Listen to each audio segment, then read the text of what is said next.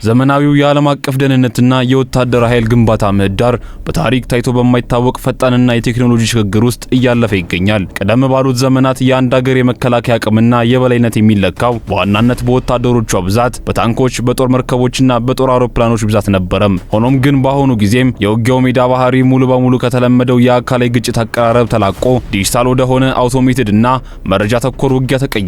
ይህ ለውጥ የወደፊቱን የጦርነት ስልት፣ የጂኦፖለቲካዊ ኃይል ሚዛንን እንዲሁም ሀገራትን ለብሔራዊ ደህንነት የሚያደርጉትን የሰው ኃይልና የትምህርት ዘርፎች ቅደም ተከተል በከፍተኛ ደረጃ እየለወጠ ይገኛል። በአሁኑ ጊዜ የጦርነት ግንባር ከአካላዊ ውጊያ ስፍራዎች ይልቅ ወደ ሳይንሳዊ ምርምር ማዕከላት፣ የሶፍትዌር ልማት ላቦራቶሪዎችና የሳይበር ምህዳር ተሸጋግሯል።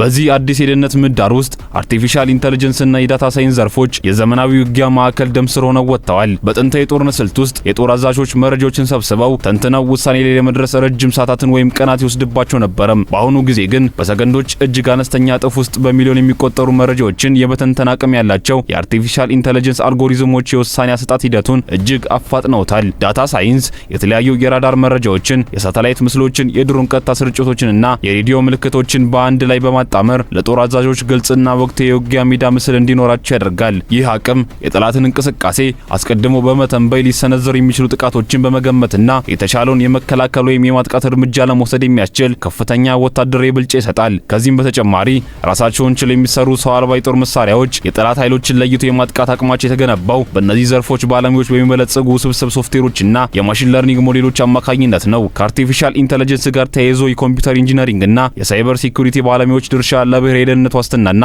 ለሀገር ያላቸው ሚና እጅግ ወሳኝ ደረጃ ላይ ደርሷል። ዘመናዊ ወታደራዊ ተቋማት በከፍተኛ ደረጃ በዲጂታል መረቦችና በኮምፒውተር ስርዓቶች ላይ የተመሰረቱ በመሆናቸው እነዚህ መረቦች ከጠላት የሳይበር ጥቃት መጠበቅ የመጀመሪያው የደህንነት መስመር ሆኗል። የሳይበር ውጊያ አየር ላይ ሳይወጡ ጥይት ሳይተኮስና ድንበር ሳይጣስ የአንድን ሀገር ወታደራዊ የእዝ ማዕከል የማሰናከል፣ የኃይል አቅርቦት መሰረተ ልማቶችን የመዝጋትና የጦር መሳሪያ የመቆጣጠር ስርዓቶችን የመስረቅ ወይም የመቆጣጠር አቅም አለው። የኮምፒውተር ኢንጂነሮችና የሳይበር ደህንነት ምሁራን የራሳቸውን ወታደራዊ መረጃዎች እጅግ ውስብስብ በሆኑ የኢንክሪፕሽን ስልቶች ከመጠበቅ ባለፈም የጠላትን ዲጂታል መሰረተ ልማትና የደህንነት መረቦች የማሰናከል፣ የመሰለልና የመቆጣጠር ስራዎችን ያከናውናሉ።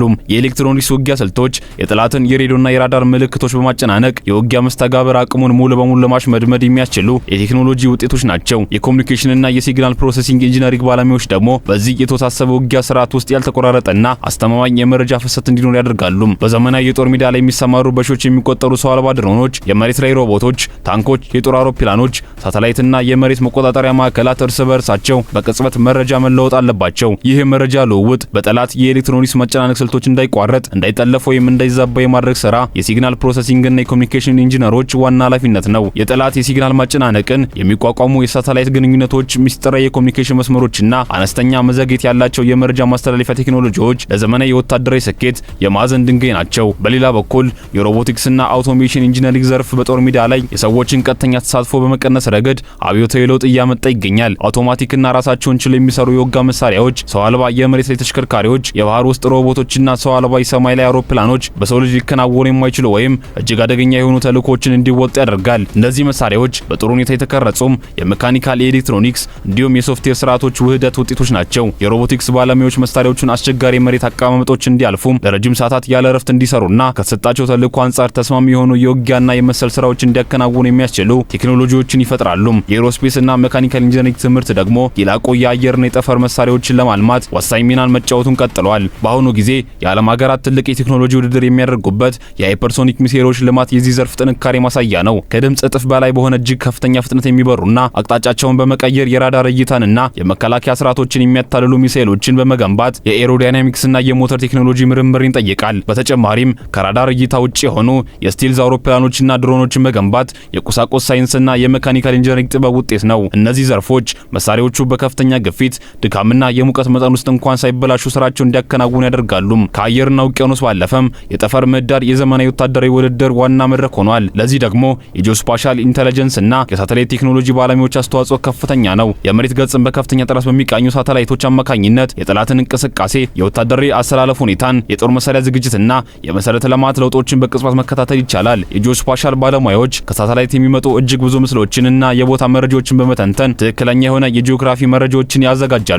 ይህ መረጃ ለትክክለኛ ሚሳኤል ጥቃቶች፣ ለድሮን ተልእኮችና ለአጠቃላይ የጦርነት ስልት ውሳኔዎች እጅግ አስፈላጊ ነው። በአጠቃላይ ሲታይ በአሁኑ ጊዜ በዓለም አቀፍ ደረጃ እየታየ ያለው የመከላከያ የደህንነት ተቋማት የቴክኖሎጂ ሽግግር የወደፊቱን የዓለም አቀፍ ደህንነት ሙሉ በሙሉ በሳይንስ፣ በቴክኖሎጂ፣ በኢንጂነሪንግና ሂሳብ ዘርፎች ላይ የተመሰረተ መሆኑን በግልጽ ያሳያል።